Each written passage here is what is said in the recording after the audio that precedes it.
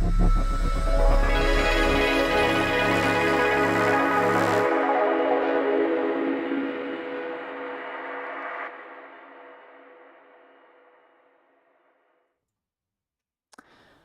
evening everyone, and very welcome to our studio and tonight's live webcast. You have just been watching some images from a capture training that took place at PA Solutions locations in Greece, in Athens. Our Vangelis held this training that took place the 4th of October, but PA Solutions are now hosting monthly trainings. The next one is actually tomorrow, and if you're interested in signing up for one, then follow the link in the description to PA Solutions to sign up for a capture training. Now tonight is a Q&A webcast, but I have a few more news items to follow up on. If you want another opportunity of meeting not only Vangelis but also Vasilis, and you're in the US, then they will be at the LDI show in Vegas the 18th to 20th of November. They will be present at Elation's stand number 1142. I'm sure there will be other ways of finding the stand if you are on location in Vegas at the end of November, where you can see Vangelis and Vasilis. I would also like to report from Zurich in Switzerland, where our Swiss reseller Kernfusion Design recently helped the TBZ school. It's a trade school where young students learn about event technologies and lighting design. So of course they need to learn about capture as well. And Kernfusion just had a first capture class there. And if you know somebody who's young and should join our business, then maybe the TBZ school is for them. And we've got a link to that in the description as well. And finally, in the nearby city of Bregenz in Austria, they had the great pleasure of receiving us as visitors this summer. We made a video about that and the Seebühne Bregenz, the sort of famous, not sort of, the definitely famous outdoor theater in Bregenz. And you can watch that video on our YouTube channel, and there's a link for that down in the description as well. That concludes the news segment for today, and I will be moving on to the Q&A part of this webcast. Now, if you have questions, then please write them in the chat, and my colleague will relay them to me so I can answer them. But before we do that, there is something else I've promised to do tonight, and that is to show you specifically a capture project file that was made in Capture 2021 that looks quite different in Capture 2022. There was a discussion about this file specifically on the Capture Design and Visualization group on Facebook, with questions about how to get it to look as in 2021. So, without further ado, I'm going to start with opening the project file in 2021. Now, I'm not going to update it in any way, yet at least. And I'm also going to open the same file in 2022 without updating the fixtures. Now, because I'm running two different versions of Capture at the same time on this weird semi-external screen which is hooked up to our video capture system, I am going to override the visualization quality and set it to low, because on my laptop here it is a little bit too much otherwise. But I think you can see already that it looks very different in 2021 from 2022. Now I'm getting some signaling from my colleague here, but if I'm covering the lower right corner here, it's fine at the moment, but I will be aware of it. So the question then that arose was, why does it look so different? How can we make it look the same? And why on earth did you make changes like this? Now, when comparing capture versions like this, there are two things that are good to do. The first one is to change the smoke to eliminate the variation.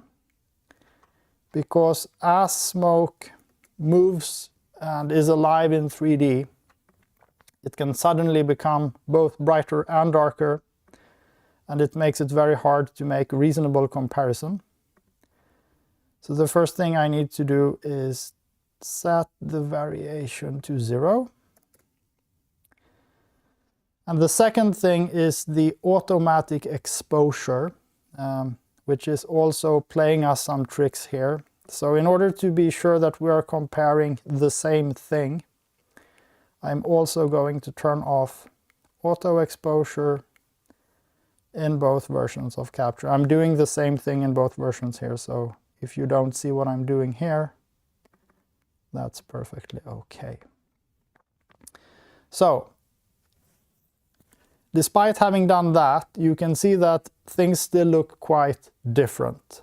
And the first reason for this is that the apertures, the actual light sources, are much, much brighter in Capture 2022.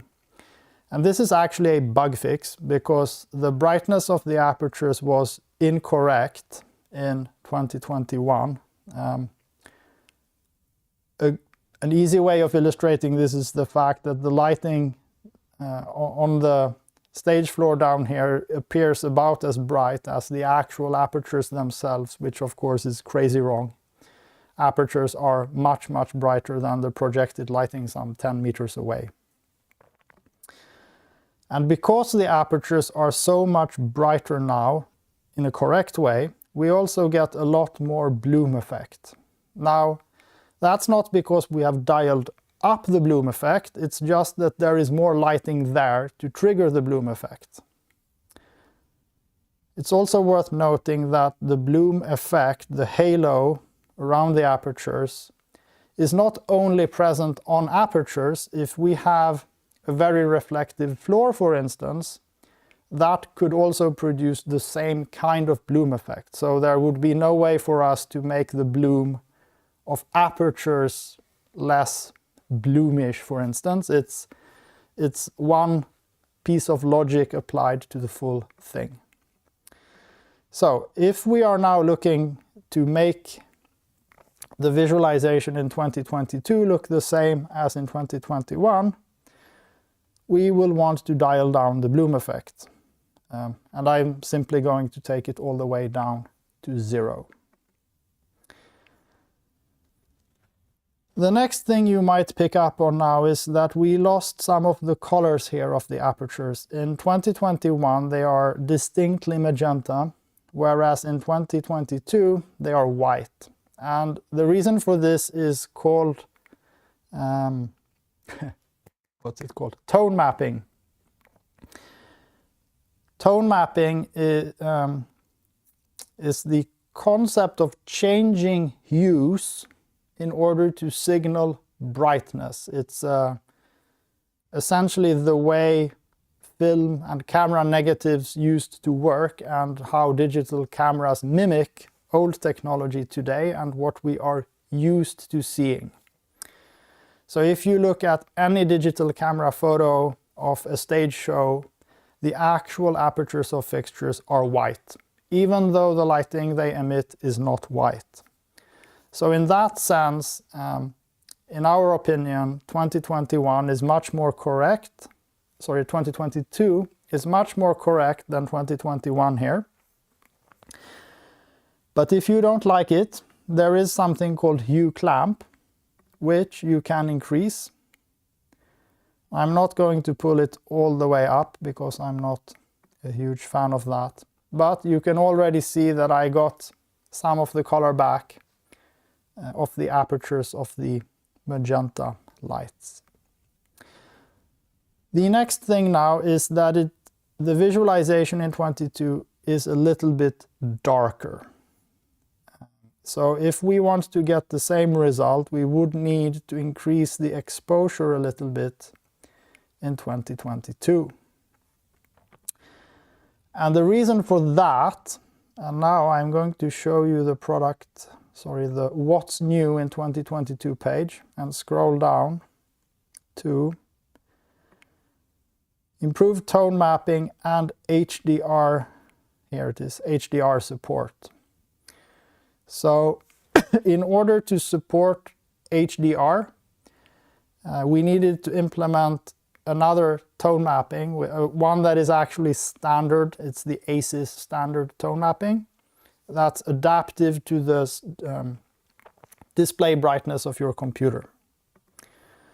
And because the curve is slightly different, it means that the behavior is a little bit different, and you may need different exposure values in different situations depending on how bright or dark it is. It's not more correct, it's not more wrong, it's just different. Now, at this point, we're getting pretty close. In 2022, though, it's distinctively more magenta all over, and this comes from the fill lighting. The fill lighting in 2021 had a flaw for fixtures with think of like strip lights or pixel tubes, where you have an arrangement of apertures in a non-rectangular fashion, so it's spread out on a line basically. And as a result of that, they looked too weak in 2021. So it's more correct in 2022, but if I were to turn off fill lighting, we are one step closer to the identical result. And at this point, there is really only one thing left that is different now, and that's the intensity of some of the fixtures. And this also comes down to correctness in intensity visualization of fixtures with rectangular shapes. So the fixtures at the back of the truss here, and I'm using up a lot of time here, all of these are rendered a little bit darker in 2022 in a way that we think is correct, but if I did want to actually match the visualization in 2021, I would have to compensate for the difference. And finally, the magenta fixtures, they render a little bit stronger in 2022. Again, we think it's correct, but the point was to create the same result. And to do that, we would have to dial down the intensity of the magenta lights a bit. And at this point, the images are not completely identical. I could probably tweak the settings a little bit more to match more exactly, but at this point there are no other fundamental differences in the visualization engine that play into the result. There were some comments about the beam fall off, for instance. That is no different in 2022 from what it was in 2021. But all these settings in the view settings, the exposure, the bloom effect, all of that plays a big role in what the end result looks like on screen. So if in your design, because this behaves differently depending on the environment and the fixtures you use, if in your design things don't look good, keep in mind to tweak or play with these settings, specifically the exposure, the bloom effect, and the hue clamp, because you can get very different results based on what you do with them.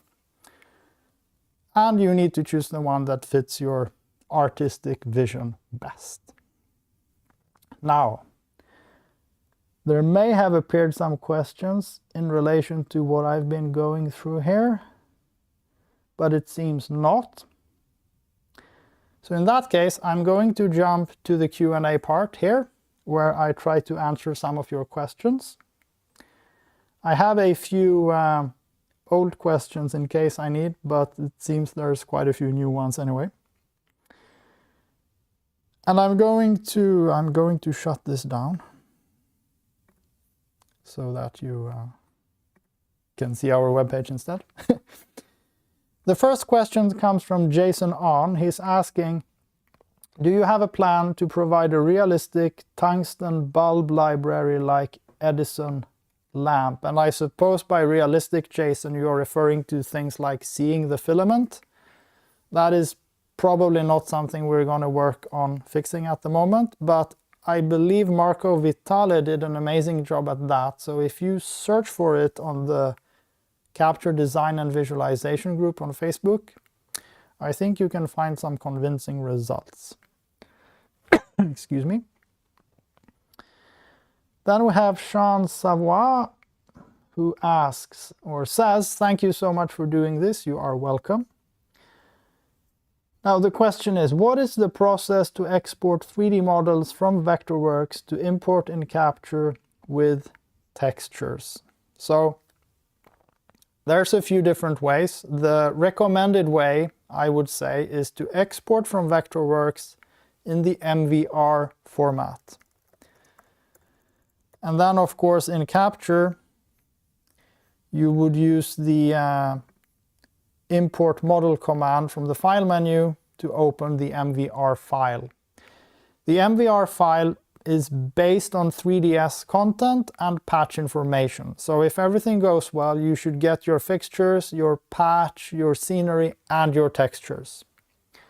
I have heard from some users that there may be objects that don't always export when you do that. In that case, I think you should let the people at Vectorworks know and send them a sample file that doesn't export properly, so they get a chance to fix that. As a possible workaround, you could also export from Vectorworks in the 3ds format directly. That, unfortunately, will not include any of your fixtures or patch, so that would only be the scenery. And from what I heard, that is a workaround for when MVR doesn't work properly. AcosFaf is asking, if you assign LED video panels to a location in the fixture location report, their power ratings do not show up in the report. Is this intended? The answer is no, it's not intended. It is, I suppose, in a way, an oversight. And I do know that it's something that we have fixed for the upcoming 2023 version next year. It wasn't a small fix at all, so we weren't able to squeeze that into 2022. So you will need to wait for that till the next year. Now, in general, whenever you find anything like this, it's important that you mail us support@capture.se and let us know so that we can fix it. Sometimes it's easy and we can fix it in a bug fix update in the current version, and sometimes it needs to go into the next major version. Thibaud is asking or saying, hello from Brussels. Is it possible to make a disco ball in Capture? Thanks for your awesome work.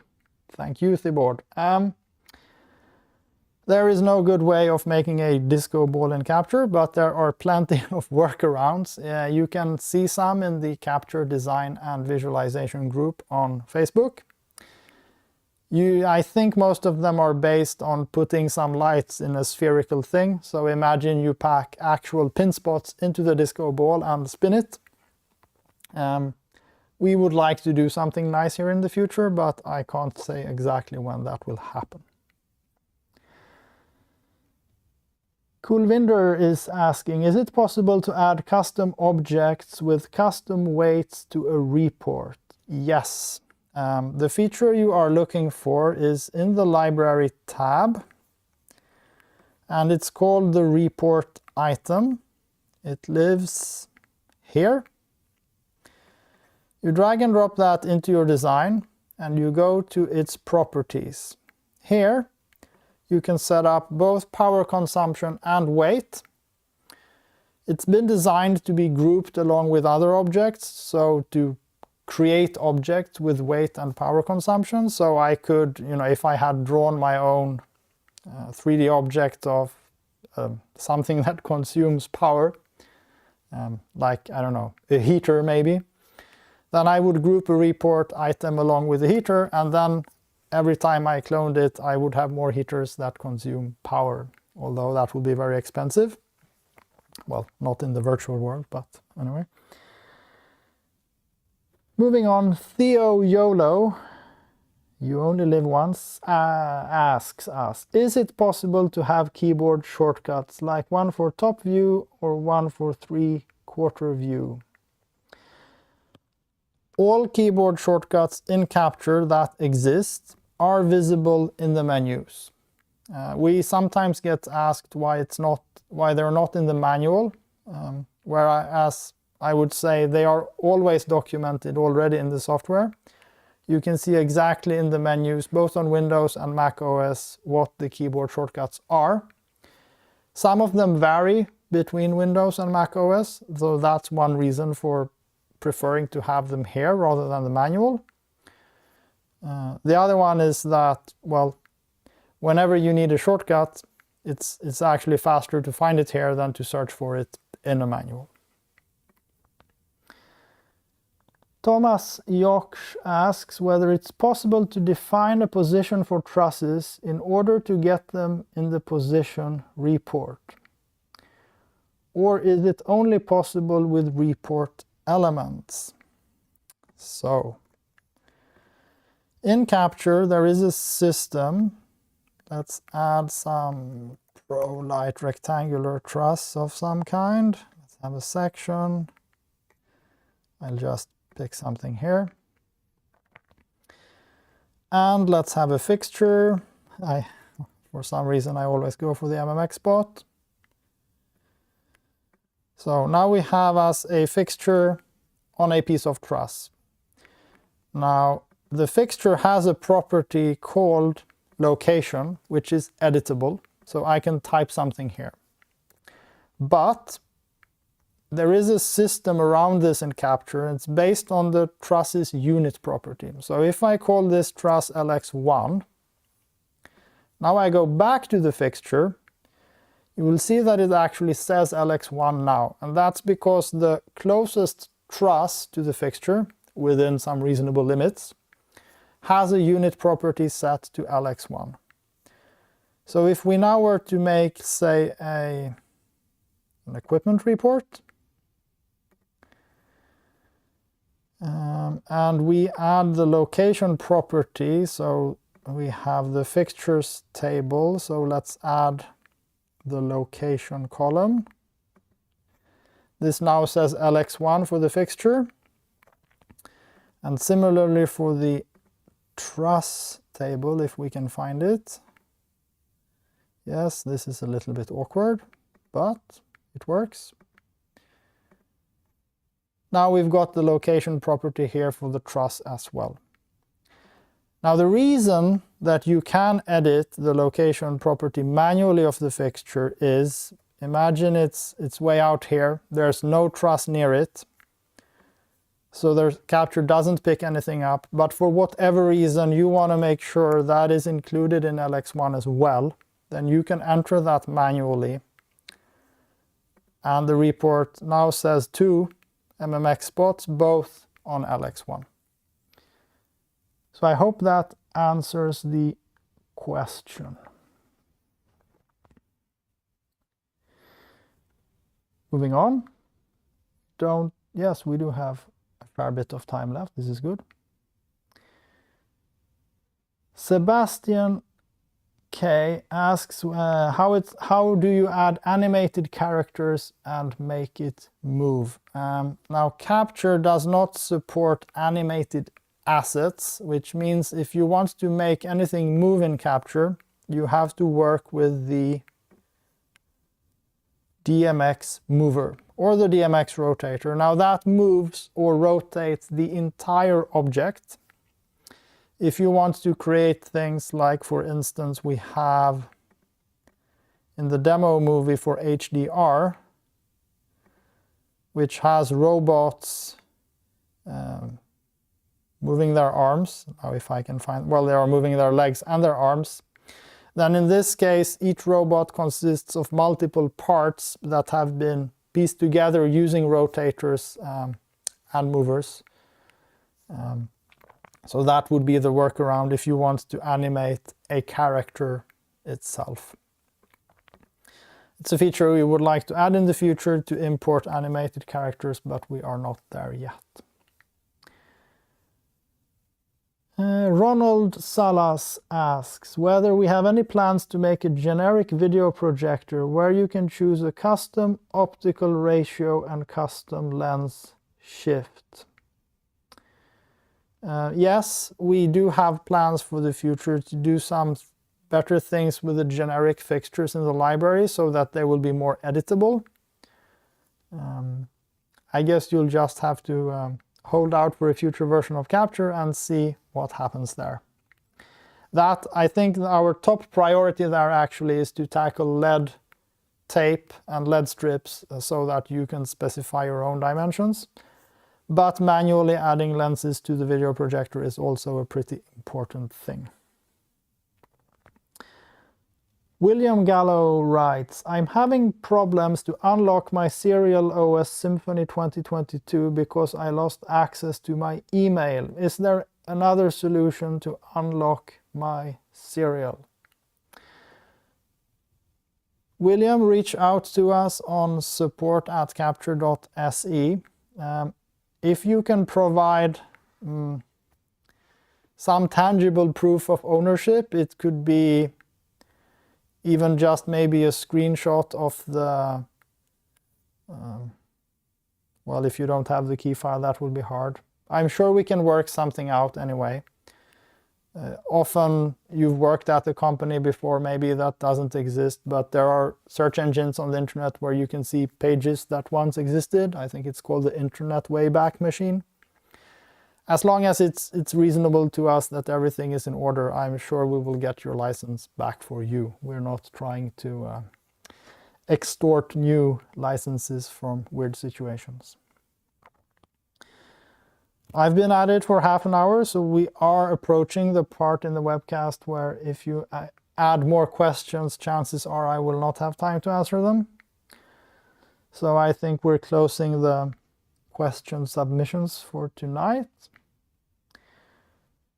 Jean Savoy also asks, is there a nudge command or shortcut for nudging objects? Nudging objects is typically using the arrow keys on the keyboard to move objects slightly. We don't have anything like that in Capture, which is a great segue for our feature request forum. So, if there is something you wish Capture had which it doesn't, we encourage you to post a request on the forum under the feature requests category.